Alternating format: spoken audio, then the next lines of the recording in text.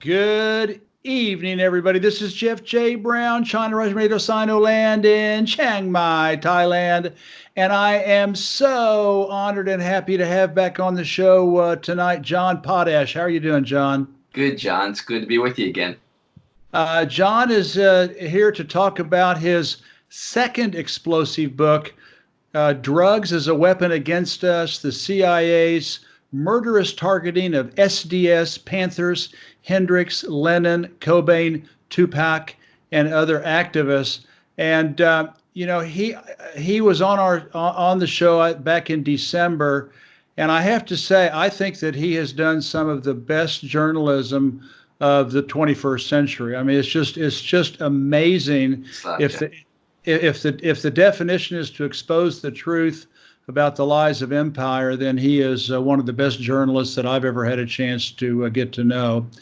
Let me tell you a little bit about John. John has been featured on C-SPAN's American History TV, A&E, the Reels channel, the Real News Network, and RT television networks. He has also been featured on hundreds of radio programs in the U.S., England, and New Zealand, including Coast to Coast AM, and now in Thailand. He has published articles in Z Magazine, Covert Action Quarterly, the Baltimore Chronicle, Rock Creek Free Press, and the Free Press. He has worked counseling people with mental health problems and addictions for over 25 years.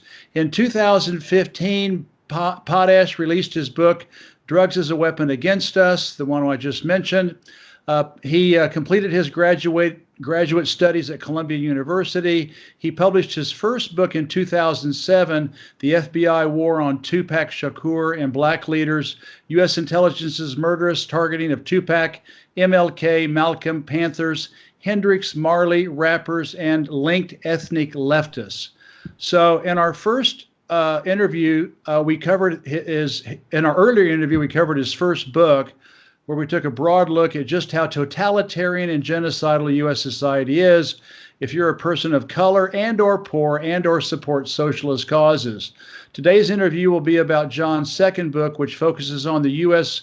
government's nonstop use of drugs to incapacitate and or kill its perceived enemies, which ends up being the 99%, all of us working stiffs trying to get by day to day. Now, I'm going to do a little sales pitch for John's work because it is definitely worth promoting.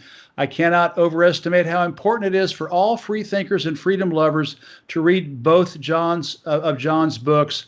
They're not that expensive, and if money is an issue, then ask your local library, school, college, university, or place of worship to get it or get them. So many others can share its wealth of discovery and truth-telling. Failing that, several friends can pool the money together to buy it. Using it in a book club would make for fascinating discussion as well. And I have right here the first book that we interviewed about in December. It's just an amazing book.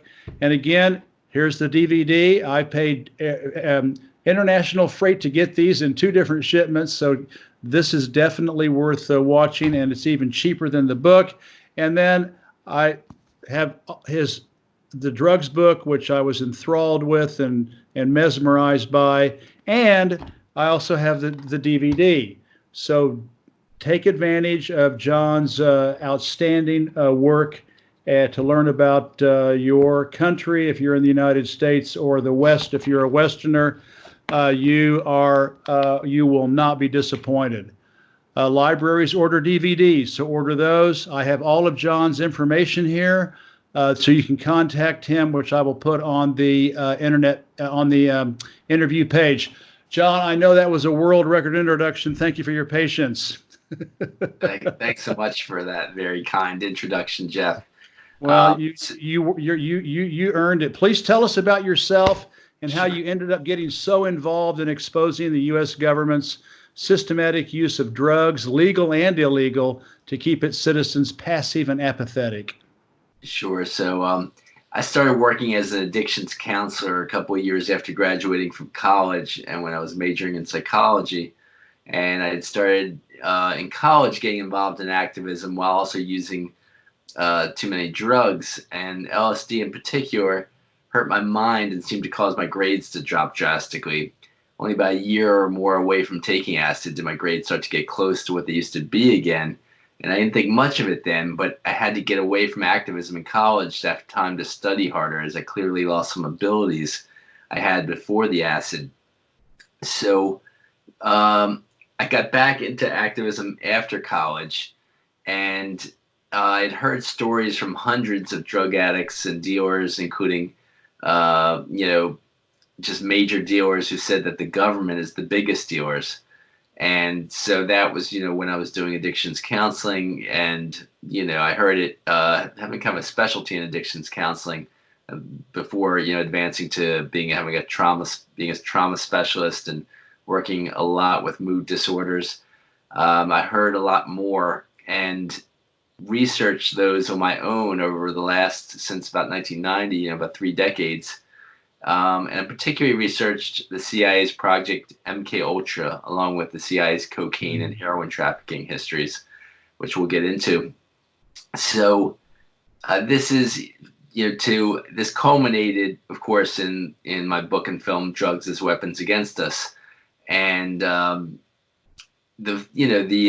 course, the book is 400, maybe 30 pages, with a lot of those pages are endnotes and pictures, but my film is a 2-hour film, and it's based on a 2-hour film is based on about a 60-page script. So it just shows you how much more content there is, of course, in a book. You'll get a whole lot more information in a book than just watching the film. But I'm happy that the film is available in many places, and it should be available in more places soon. But so that's about it. So thanks for, I do want to say one final thing, though, is one of the revelations I had, or one of the things I found out about, was when I was sitting on a Washington street blocking traffic with a large group of anti-Iraq war protesters in 1991. And a member of the Christic Institute was sitting next to me and talked to me and sent me Senator John Kerry's report on the CIA cocaine trafficking. And so that really solidified, a lot of other things I found out, and a lot of other things I'd researched before then, and led me on this path. Unbelievable. Well, both books, the drugs book and the Tupac FBI book, both have about 1,000 references. So John has spent years researching and writing them. So they are the real deal. In our earlier interview, we kept the discussion at a very forest and not trees level. Since your first book is a catalog of thousands of details about the American oligarchs' genocide of their enemies, this book, Drugs as a Weapon Against Us, is also a cornucopia of research and detail. But I thought it would be interesting to review the assassinations of several famous people to demonstrate just how pathologically fearful our leaders are of the 99%. But first, I really appreciate you starting your book out with a badly needed historical perspective. Our government's use of drugs to weaken and exterminate its perceived enemies goes back hundreds of years. You wrote at some length about the West flooding China with opium for 110 years. And during that time, the British government made sure that there were opiates available to its starving masses to kill their will to protest against their capitalist Dickensian dystopia. We can also go back to the 17th century when European colonialists started plying North and South, and Native Americans, North and South, with oceans of alcohol to destroy them. Please share what you learned about your extensive research on the history of our governments using drugs to kill us. Sure. Yeah, so my longest chapter is the first chapter, because I tried to kind of summarize a lot of what you just mentioned in that first chapter, and then the rest of the book goes from about just after World War II onwards, because the CIA's project MKUltra officially started in 1953. It kind of wrapped up a number of other projects a number of other sub projects, and put them all under that one umbrella of MKUltra. And it changed names when JFK tried to close it down, but I'll get into that. So I'll just say the British East India Company is what I kind of focused on the most, because their subjugation and genocide in India. Now, India lies, sadly enough for the Indian people, on a mountain range. Like, I believe it's the mountain range that goes, I'm not sure if it's the Himalayan exactly, but it's a huge mountain range that goes all the way from the Golden Triangle of opium, of poppy fields around the Vietnam area, all the way down to Afghanistan. And for some reason, that area, that land is the best land in the world for growing poppies, and having poppy fields that create opium, which create heroin. So, so the British took over much of that area, much of that, different great fertile fields, because they knew they had this crop that they could do so much with. And so much is oppress their own people and other people when they got them addicted. And so they had Indian boys getting that opium, the huge opium balls together. There's pictures of that in historical texts. They basically traded. They forced the Indians to get it all together for very cheap, and they exported it first, as you say, to other countries, but also they used it on their own people during the Industrial Revolution was happening in England. It happened in England before it happened in America. There was a lot of labor unrest. A lot of workers were being forced to work 24 hours. I mean, just get very little sleep, be allowed very little sleep before they were back to work again. And they had to fight. They had to struggle to change that, to get some decent hours of work and not be worked to death. And so first they fought the British aristocracy with strikes and whatever they could do with protests, and then they fought them with guns. And so the British fought back, but they knew there was only so much they could do with just guns to control the workers. So they ended up introducing tons of opium into supposedly medicine and all that. And Karl Marx even talked about it, how that's why he came up with the opiate of the masses, religion is the opiate of the masses line, where he said they basically started opiating their people, pushing it as medicine, and then tons of working class kids were dying because they thought that this opium could be used as a medicine and not subject their kids to addictions. So that's some of what happened in England. And the same thing happened in the United States. The United States Industrial Revolution was a little bit later, a few decades later. And the same thing happened with the oligarchs and medicine and pushing opium as the cure-all, the elixir. And that's basically how it all worked out. Now they also, in America, the families that joined the British East India Company, who made vast amounts of money, were names such as the Russells, the Perkins, the Cabots, the Greens, the Lows.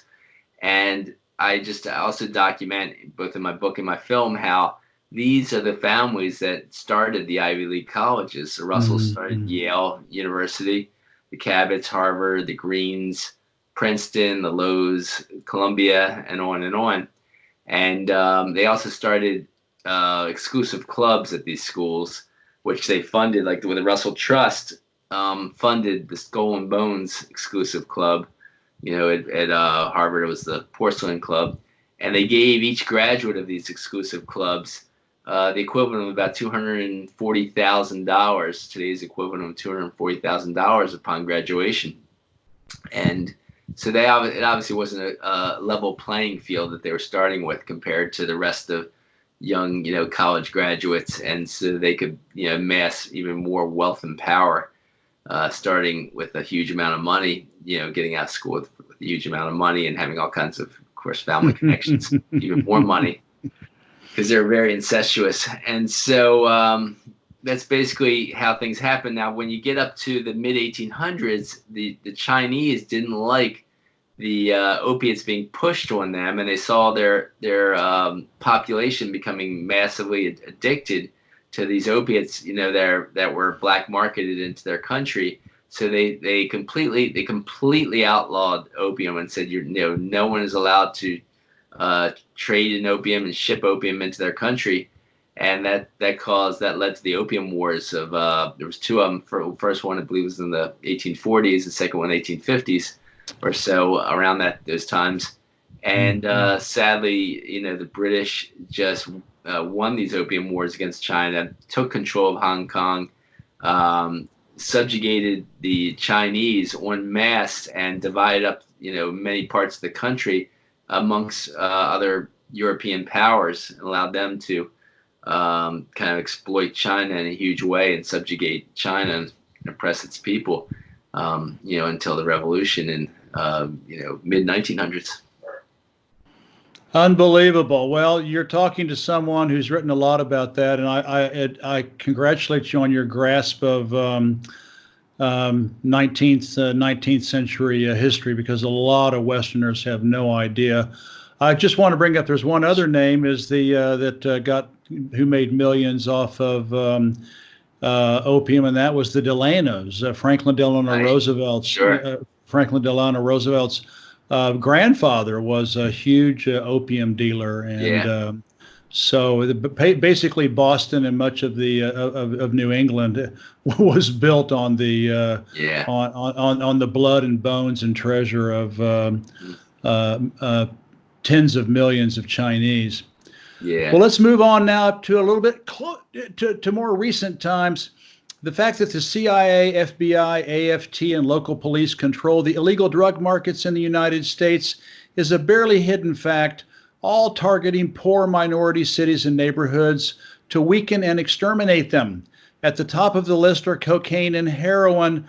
There was a courageous journalist, Gary Webb, and you also mentioned Robert Perry, that exposed it. And Gary Webb, well, they both died, but Gary, quite young. Gary Webb supposedly, mysteriously committed suicide not long thereafter. The West Big Lie propaganda machine, what I like to call the BLPM, keeps the scam going that our government is fighting tooth and nail with its phony, quote, war on drugs, when in fact it's drugs used for war on us. Tell us a little bit about that.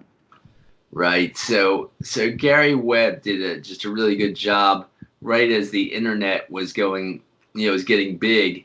And so his groundbreaking coverage of the Iran-Contra cocaine trials, and back in the 1980s and early 90s was really incredible. He did great work. They planned on a 2-week investigation kind of cover stories on the front page of the San Jose Mercury News, where Gary Webb worked, on his exposure of the CIA trafficking cocaine into the United States with the help of these anti-Sandinista Contras in Nicaragua. And he basically said, and I have this in my film, that the Contras were a CIA-owned army fighting the socialist Sandinistas who had kind of toppled the U.S. puppet dictator in Nicaragua at that time, and did incredible things in Nicaragua and held elections. They lost an election, they won the election back. Some of the Sandinistas are currently in power, which I'm glad to hear, which is a good thing for the Nicaraguan people. And some of the things they did in Nicaragua was raise the literacy rates drastically in incredible short period of time. They gave of course healthcare for the entire population. They did all kinds of great things for the people, and my understanding is they actually armed the entire population to fight off any kind of future takeover of their country. But anyway, so when Webb came out with his series of articles, which were stopped halfway through, only 1 week of his articles were published on the front page before so much of the mainstream press came down on the San Jose Mercury News, and like pressured them to stop publishing these incredible exposés.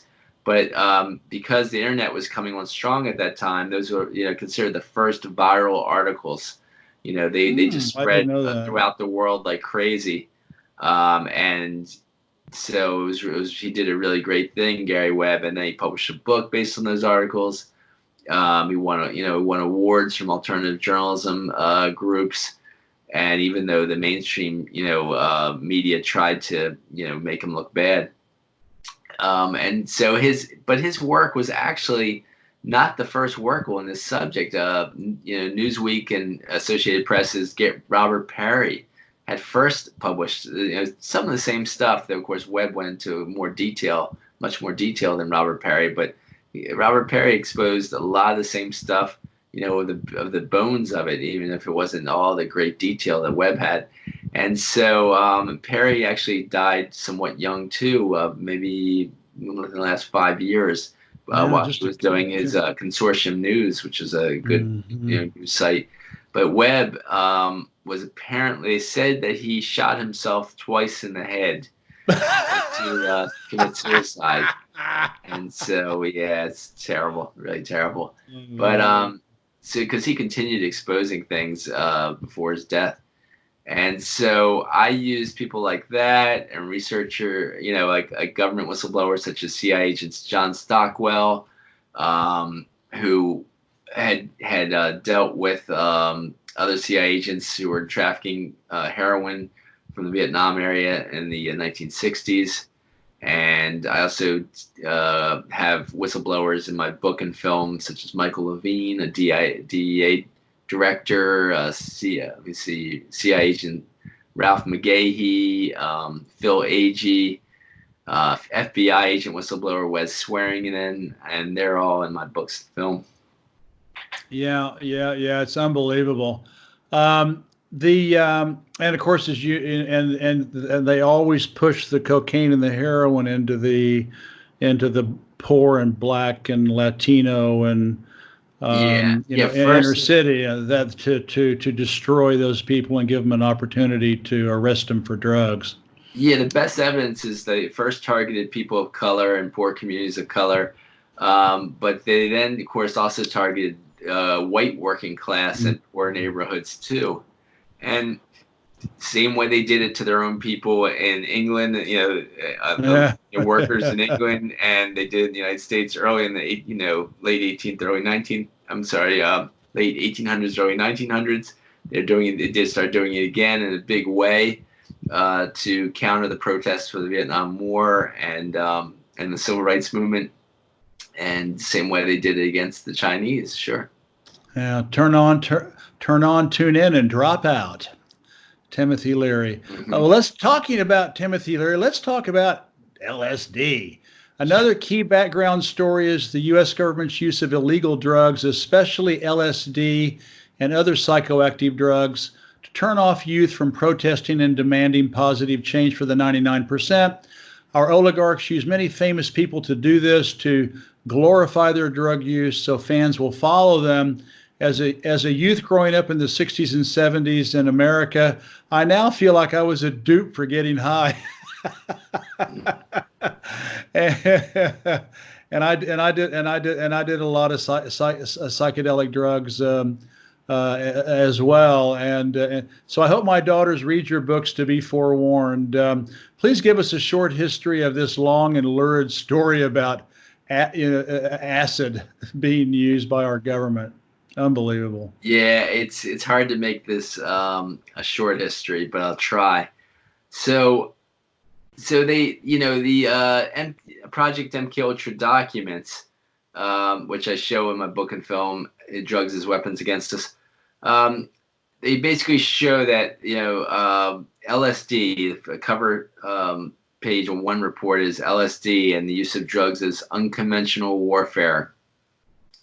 And I found that warfare isn't on foreign lands, but was on anyone who dissented against the government's pro-war racist agenda.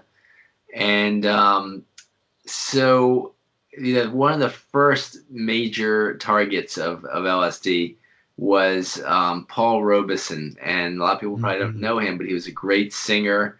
He was an incredible man, probably one of the most incredible men of in history. He graduated from Columbia Law School. I think it was somewhere in the 1930s. At a time when it was hard to believe they even allowed blacks in law school because it was so racist in our country. He ended up. He was a lacrosse All-American. He was a football, incredible football player, an All-American football player. He was an incredible singer. He was considered one of the best singers in the world at that time when he was doing movies, plays and Broadway plays and major motion pictures, singing in those pictures. And so he traveled around the world lecturing also on civil rights and politics. And he sang for worker strikes and big, huge labor rallies, and he did this in other countries also, not just the U.S. And he talked to presidents about the lynchings in the South and tried to get anti-lynching laws passed. And he did help get anti-lynching laws passed at a certain point. With I think talking to whoever it was in the 40s and 50s. And so he was in the Soviet Union in 1961, and 3 weeks later he was supposed to meet with Che Guevara and Fidel Castro in Cuba, and to talk about the civil rights movement in the U.S. and joining kind of forces with them in some way. And so some conservative Americans had kind of gotten a hotel room right next to his in the Soviet Union in Moscow, and they convinced him to just come to a party they were holding next door, and they dosed his drink with either LSD, a lot of LSD, or BZ, a super psychedelic. And so when he was tripping, and in that time people didn't know much about LSD or any other psychedelics, he thought he was losing his mind. And so he kind of got word, or I think he called his family, and his adult son, Paul Robeson Jr., came over to see what was going on, what was happening. And they dosed his drink too when he was there, but luckily he didn't get too big of a dose. He only took a sip of it.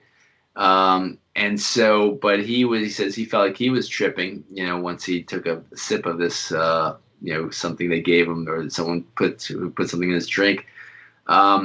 He kind of knew he was tripping on either LSD or another super psychedelic, but he tried to help his father, but they kept putting things in his drinks. He thought he was losing his mind, didn't know what was going on, and they convinced him to go into a mental hospital, and where they proceeded to give him over 50 electroconvulsive shock treatments at overly high doses, and ruined his mind. Just really hurt his mind, and he didn't want to be remembered that way. And so he started isolating himself, and got out of get away from his career and away from his activism because of that, before he died in the 70s. So it was a real loss. It was a real terrible loss. But then they proceeded to they had a group called the Human Ecology Fund, which was a CIA front company, and I've got the top anthropological magazines that talk about how they it was found out that this was a CIA front company, and it was giving grants to professors in about 45 or so colleges around the country, about 40 prisons, and another maybe 30 to 40 hospitals around the country, to test first psychedelic mushrooms, but then LSD on subjects who were given about $150, to take these drugs. And so it was really bad. That's how they started promoting these psychedelics, and they would have figures who were part of those tests then hold their own parties and pretend they pretended like they were allowed to steal, that they had stolen the psychedelics, and they were so lucky to have gotten it, when really they were like allowed to get the psychedelics. Ken Kesey was given the keys to the psychedelic supply when after being a test subject in Stanford Hospital, he got a job as a janitor there, got the keys to the supply closet for the LSD, and just took as much as he wanted to hold parties with it. and pretend like it's a, they didn't want him to have that acid, but they did, of course. And so he appeaed to be duped. Timothy Leary was given super psychedelics for 3 days. I mean, he was given enough LSD to trip for 3 straight days, and they hurt his mind. But he proceeded to do the bidding of the CIA, and he said he was a witting agent of the CIA since about 1962 or so. And he said that in an interview that I have in my book and film. And so he proceeded to promote LSD all over the country like crazy. And Robert Lashbrook, the assistant director of the CIA's Project MKUltra, went to London with loads of LSD and agents and money, and got the agents to get LSD in as many musicians' hands as possible and try to get influence them to trip and promote LSD. And they knew they could promote it through the rock musicians that way if they duped them into starting to take it. And so that's partly how they did it, and that's how they got that's how they targeted John Lennon and Mick Jagger and the top rock groups of the era. But of course in America it was a little more controlled, so you had artificially produced rock stars such as sad to say, Jim Morrison's father was a top general that commanded the boat that started the Vietnam War. David Crosby was from a elite family, the Van Cortlandt family, and people who know Cortlandt is a name of a big highway, I think, in Van Cortlandt is a big highway in New York, and there's he comes from elite families, of the East Coast, Crosby, and he was made instant star in Los Angeles. And Dave McGowan actually exposed a lot of that, but I'll talk about that in a few minutes. Yeah. It's unbelievable. I feel like a dupe. Yeah, I was duped too. Y'all were duped, Jeff. I thought I was being a rebel by dropping acid and smoking dope. And that's the thing, is they also convinced a lot of the leading rebel groups like Students for Democratic Society and Weather Underground to they were actually rebelling against the war, but they were also duped into by undercover agents to start taking acid and promoting acid, and we just didn't realize that you're being duped. Unbelievable. One last mind-boggling background story, and you kind of alluded to it, is the whole Laurel Canyon scene. Yeah. With everybody from Frank Zappa, and you mentioned, David Crosby and Charles Manson. The Tate mass murderer in the mix. They were apparently knowingly or unknowingly used in the government's spread of drug use. And you mentioned Dave McGowan wrote a great book entitled "Inside the LC: The Strange but Mostly True Story of Laurel Canyon and the Birth of the Hippie Generation." And I'll post the link on the interview page. Briefly, what happened? Sure. Yeah. Actually, so McGowan's book was actually called "Weird Scenes Inside the Canyon." The Inside the LC was his website, and then he put out the book based on all the stuff he was putting on his website called "Weird Scenes Inside the Canyon." And I think actually I happen to have the book here. It says the subtitle was "Laurel Canyon: Covert Ops and the Dark Heart of the Hippie Dream." And so he did some very, very good work. Now, I only have it as like a subchapter of one of my chapters because I had so much similar research just on other scenes. Like San Francisco was filled with undercover agents, undercover CIA agents working with Project MKUltra. And New York's Lower East Side had the same, situation going on, though not as major, but pretty close to it as San Francisco. So they were spreading acid like crazy in these areas and using the people there as like human guinea pigs, they were called by the agents. But in Laurel Canyon area, what Dave McGowan documented was the fact that literally like dozens of the top rock musicians, American-based rock musicians of the time, all flocked to this one little neighborhood in Los Angeles called Laurel Canyon. And it's just very interesting at the same time in Laurel Canyon was a place called the Lookout Mountain Air Force Movie Studio that made over 19,000 classified films, and up to at least 1969. And many of Hollywood's top directors and movie stars and other personnel had to sign confidentiality oaths to not reveal what films they were doing at Lookout Mountain Air Force Studio, which was considered the largest self-contained movie studio in the world. So that's the way the U.S. intelligence and military intelligence does things. They put huge amounts of money and have the best technology hidden from the rest of society and have it to themselves.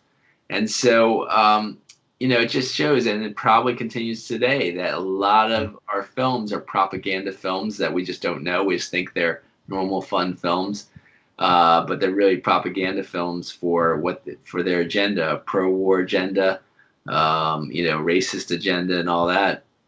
So here, all around these, instant music stars were tons of undercover agents. Now, some of these undercover agents were psychiatrists, and they were working with Charles Manson.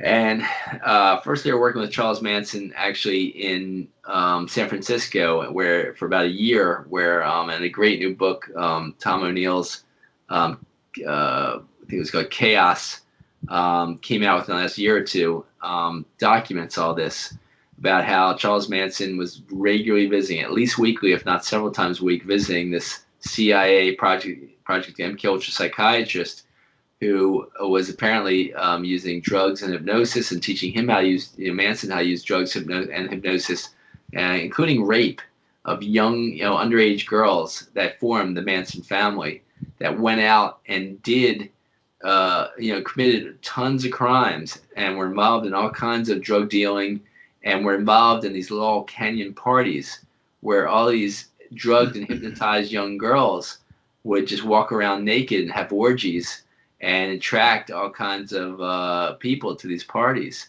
And I argue that the best, the likely goal of these parties were to get the British, the less controlled British musicians, as well as the less controlled American musicians, the ones that didn't come from these wealthiest families or these military families, and get them using drugs and having sex with these girls, luring them in with the sex with the girls in order to use the drugs to control them, easier, so that they could break out and help lead the anti-war protests as easily, or get involved in civil rights stuff as easily. And so the ones that did try to break out, though, I show the evidence of, and we'll get into this more. Janis Joplin tried to lead anti-war protests at Philadelphia, baseball stadium and New York major stadium concerts that activists held, and she died just before those major protests, concerts. And people like her, people like Brian Jones dying young, that I get into him in major detail in the book. In the film, it's more of a bonus scene.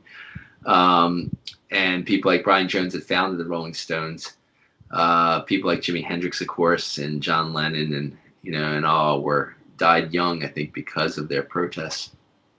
Yeah, and there was actually several more. You met Mama Cass. I mean, there was quite a few more. It was just unbelievable. Yeah.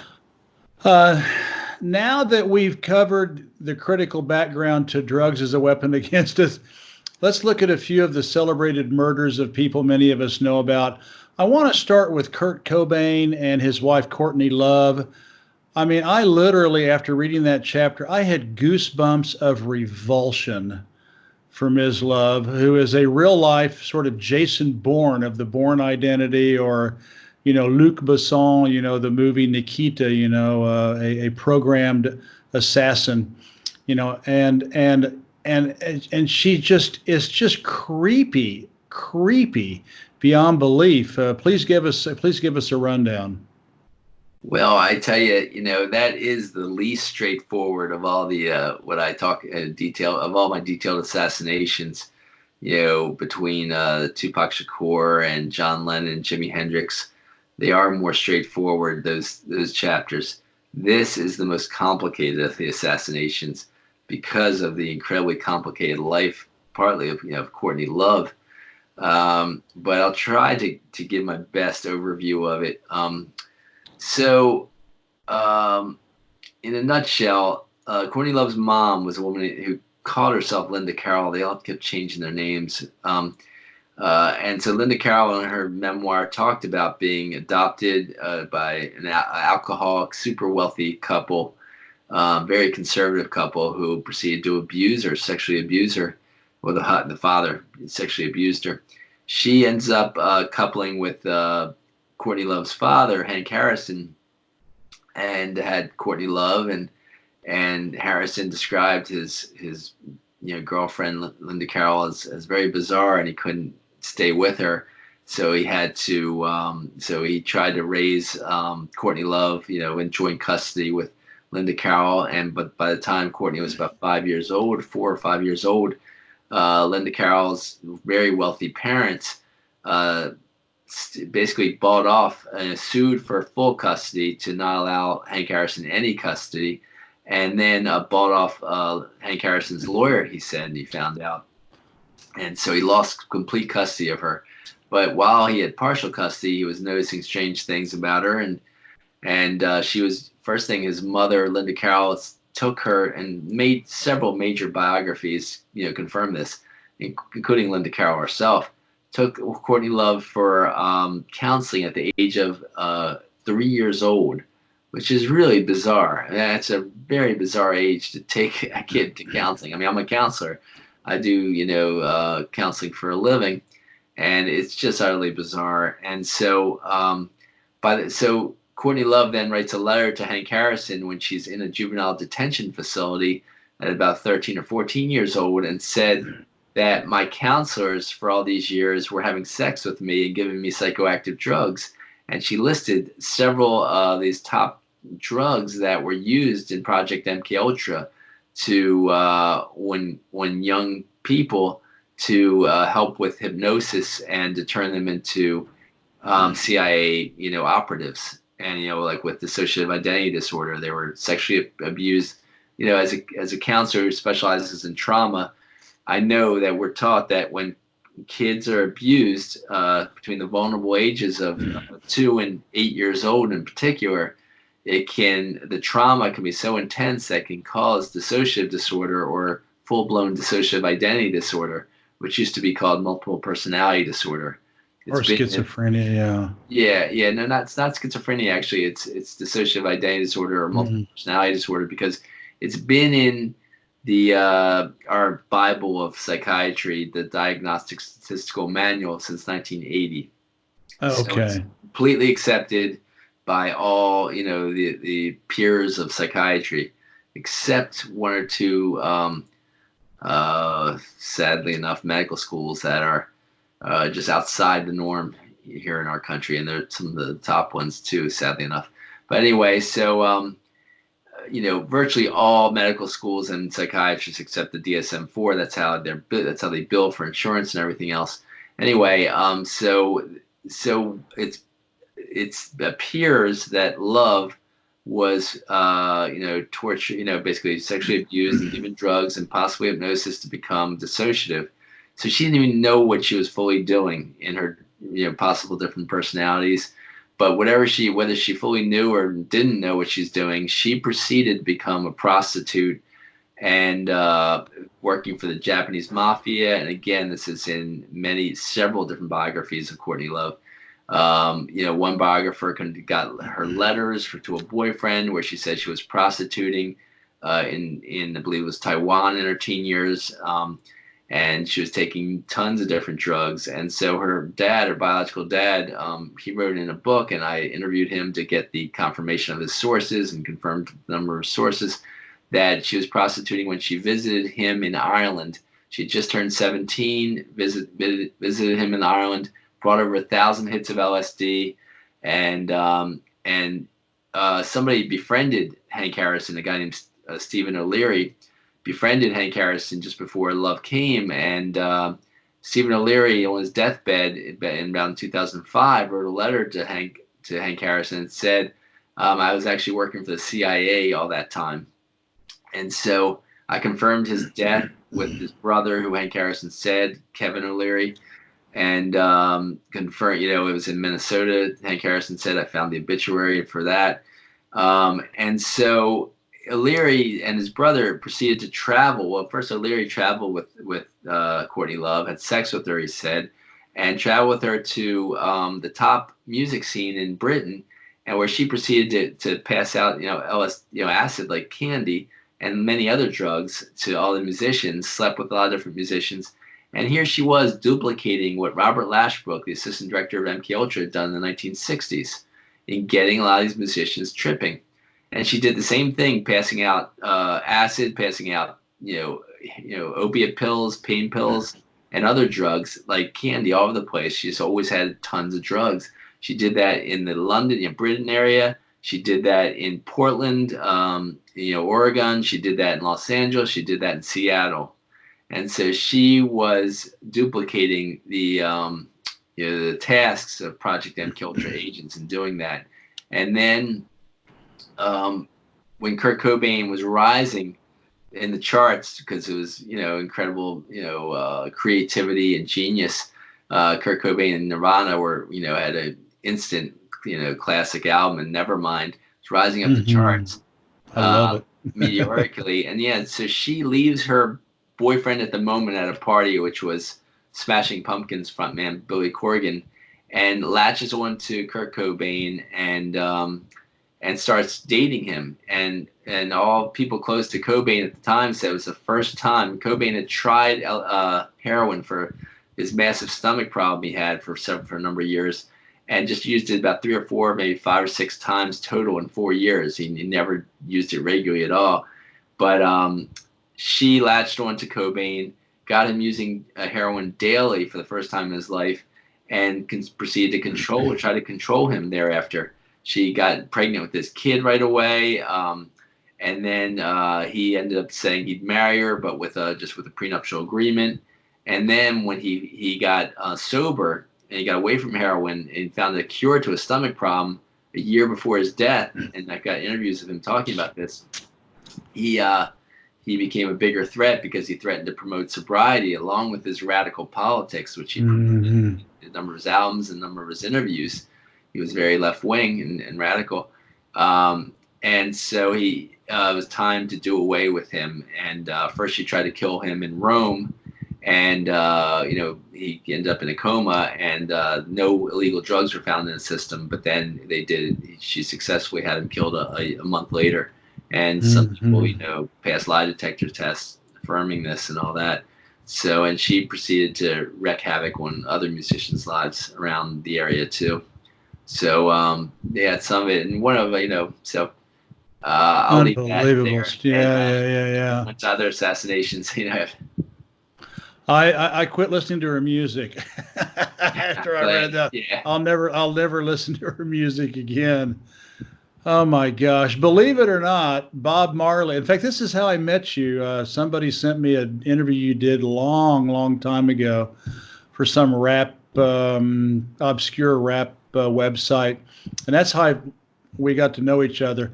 Bob Marley was murdered by the son of a CIA director. You can't make this stuff up. Jamaican writer Marlon James weaves Marley's assassination into his book, A Brief History of 7 Killings, which is very cryptic indeed unless you know the true story. So please give us the goods. Yeah, so Marley was very political, of course, and beloved worldwide, particularly in Jamaica, but also throughout Africa and many, all over the world, really. But his lyrics, included "Rasta man, don't work for no CIA, get up, stand for your rights," and change only comes with revolution, and different other lyrics that were very radical, of course. But so there was major fears of Marley, that Marley would support his friend and neighbor, socialist leader Michael Manley, who was the leader of Jamaica at the time. But he had upcoming elections in 1976 against the CIA-supported opponent, and the CIA was very concerned about this, so they paid, and some of these gunmen admitted this when they were kind of caught and held captive by some Rastas.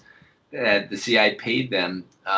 They had first paid them to help traffic cocaine and heroin into Jamaica, but then they paid him to try to kill Bob Marley, and so they shot Marley, they shot his wife, they shot his manager, Don Taylor, and then Taylor ended up saying how after they shot him up, Michael Manley tried to protect Marley and his crew and put them in an encampment with Rastas protecting them too. And just before the concert, Marley was going to hold a concert right before the 1976 elections, and it was going to be considered even though Marley tried to stay neutral about the elections, it was going to be considered a concert that really benefited Michael Manley for the elections.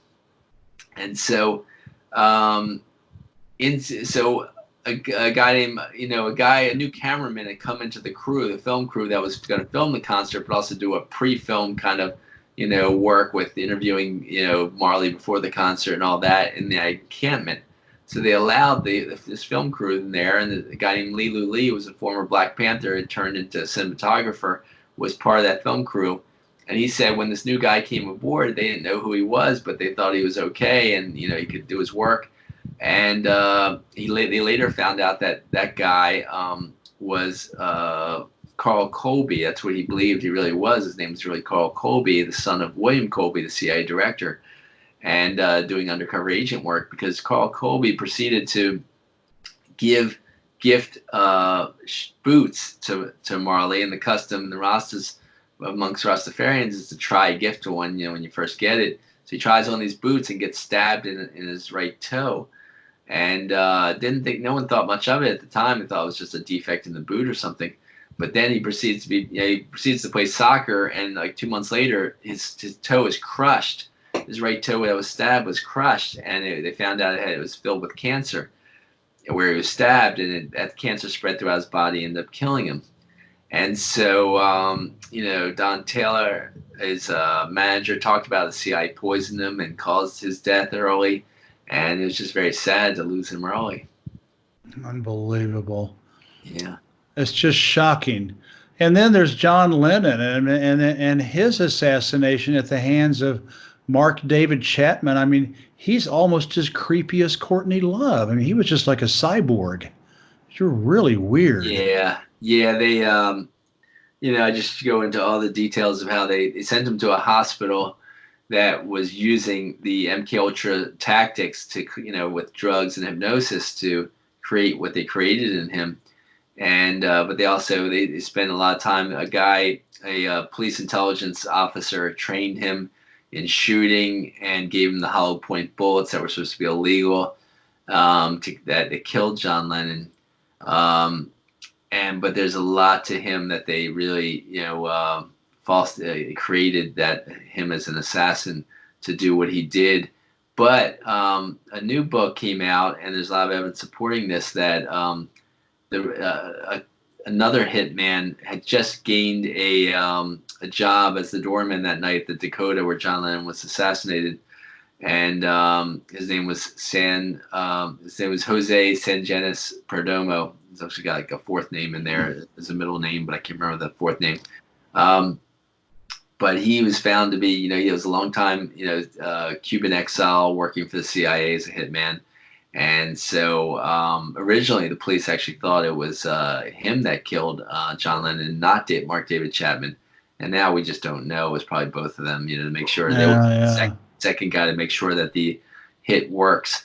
But the head police officer of like a 1 million person district of police said that he felt like Mark David Chapman was programmed. And he says, he said to a lawyer who, Fenton Bressler, who was also a columnist for one of the British daily newspapers, who spent 7 years investigating this, that, he says, I know what you're going to do with that word, but that's the way he appeared to me. He appeared to me as if he was programmed, Mark David Chapman. And so Fenton Bressler published his book, Who Killed John Lennon, 7 years after John Lennon's death. And then some other good writers published, even more after that. But it really is sad, of course, to lose John Lennon this way. And then you have so many amazing stories. And of course, I grew up in the late '50s and early '60s and '70s, and so these all these people are like icons to me.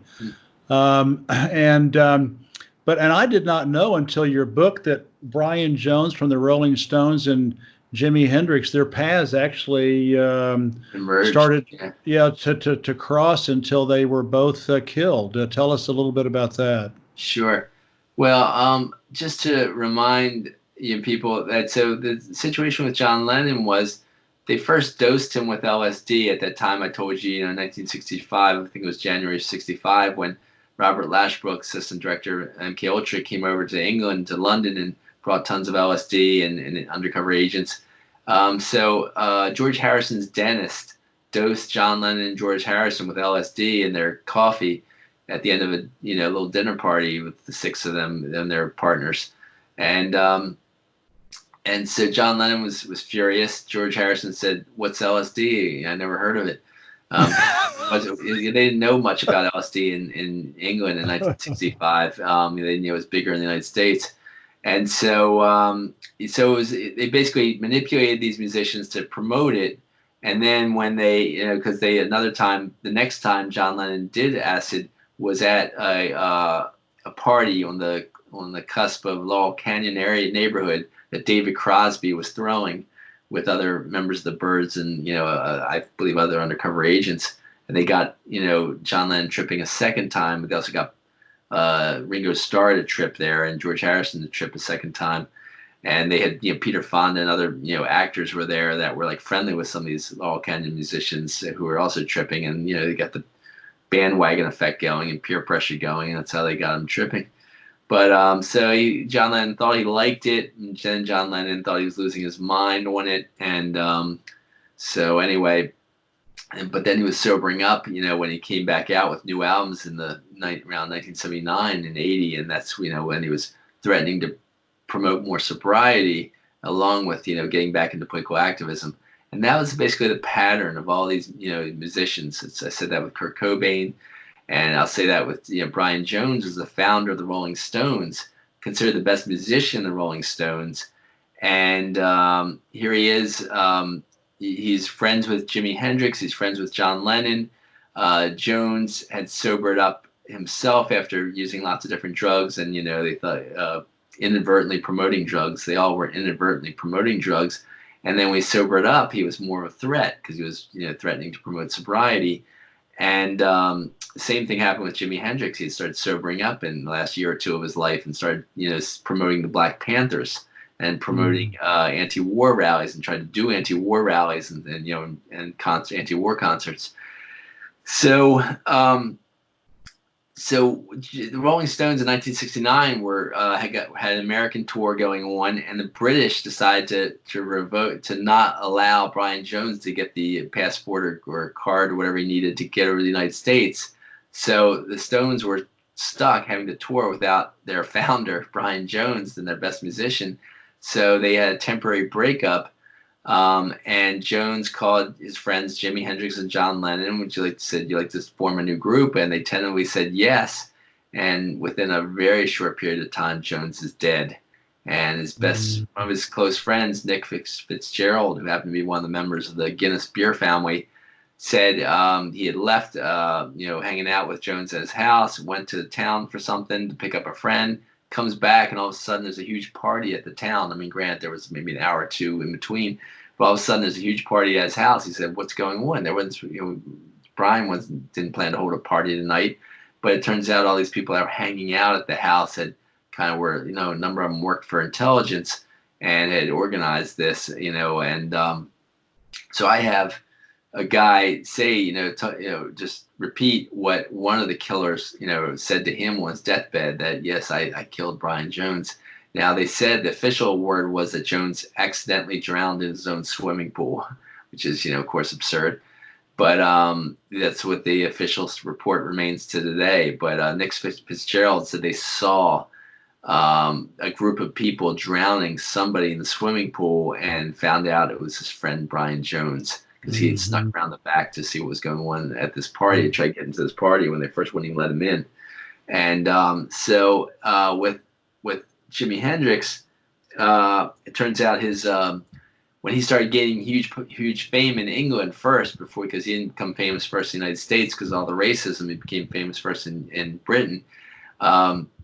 He couldn't handle all the touring and concerts. He didn't know how to, get it all together. So a guy inserted himself as his manager, says, "I can do all this for you. I've got a great big history of this." And his name was Mike Jeffrey. And it turns out he had worked for MI6, British CIA. It's just unbelievable. Now he pretended to have left MI6, but all the best evidence is that he continued with MI6, and I have that evidence in my book.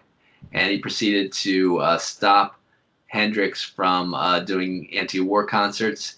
He dosed his drink when he tried to do them anyway, and with super psychedelic. And when Hendrix was getting away from all drugs at that time, except for maybe smoking a little weed or a drink or two, and then they all the best evidence is that he was killed. Sadly enough, he was poisoned and or killed. And there's a lot of when his partner, his fiancée at that time, Monica Danneman, came out with a book detailing all of Hendrix's, support of the Black Panthers and anti-war work and getting sober. She died within a year of writing her book, coming out with her book about that. I'm laughing as a catharsis. Sad, I mean, it's just like, it's just unbelievable. Well, listen, let's close out with a little bit of something that I just want to ask you, since you're a professional psychiatrist or counselor. You are a drug counselor in the U.S., and every time we go back to the U.S. Yeah, I mean, I'm a mental health counselor in general. I got a master's and do general mental health counseling. Though I also, of course, still specialize a bit in addictions for some percentage of my clients. Yeah. Every time we go back to the U.S., one sociocultural phenomenon that just punches us in the face is the avalanche of ads on TV for big pharma drugs. And I recently sent you an article that associated the medical industry and that book you were talking about, the Diagnostic and Statistical Manual of Mental Disorders, the DSM, to willfully keeping people stoned and sick to make them passive and debilitated. Yeah. And I have a relative who is a counselor and seems to take a jaundiced view of the DSM while trying to help patients without RX drugs. And that brings us to like some, literary references. Aldous Huxley depicted this in his dystopian future society novel, Brave New World. Sure. And then there's the other dystopian novels like The Giver, which describes citizens being forced to take medications to forget past memories. Tell us what you think about the legal drug industry in the West. Yeah, it's funny that Soma is a real drug these days, and Soma was the drug of Brave New World, that kept everyone spaced out. But I lean towards agreement with your friend, or your cousin. You said maybe counselor's assessment, but there's not much I can do about it as a fellow counselor. I don't prescribe drugs. I do work with some psychiatrists that do. I try to help not take away, decrease the overdiagnoses of clients to go right to medications, and that's sad that happens too much, though. While some medications help people with diagnoses of depression and bipolar disorder, for example, others may be falsely diagnosed for sure, and the problem is likely more trauma-based, is my opinion, but I can't say for sure, which is why I was happy to gain advanced certification in trauma counseling. But I still think that, benzodiazepines, ADHD, amphetamines, pain-killing opioids are still probably over prescribed and are addicting a lot of people. Yeah. Unbelievable. Well, what other projects do you have in the pipeline, John? Well, I'm working on a political novel, and we'll see what happens with that. Hopefully soon that something will happen. I mean, I'm not done it yet at all. So, but hopefully, with the next year or two, I'll have made progress and be close to publishing that or publish that. We'll see. All right, friends, fans, and followers of China Russian Radio Sinoland. We just had John on for the second time. This was Thanks his so first book. Jeff. This is the first book we interviewed about in December. If you don't have, if money's tight, buy the DVD. And then if we just talked about his second book, Drugs as a Weapon Against Us, he just scratched the surface tonight. It's just an amazing book. And if you're a little bit tight for money or you don't like to read, he also has the DVD. So I really encourage you to read John's stuff or watch his videos. John, I'm in Thailand. I'm in Asia, so I will give you the proper, Buddhist sign of respect. And I hope you sell lots of books and lots of videos, because you definitely deserve it. Thanks so much, Jeff. And I just want to say that if people wanted to get in touch with me and ask me questions about any of this, or find out more about these books and films, drugsasweapons.com is the website that they can message me through. Okay, cool, awesome. Well, I think we've become friends, long distance friends, through all this work together. So I hope to meet you someday in Baltimore. So take care, John. Bye bye. Jeff. Thanks again. Bye bye now.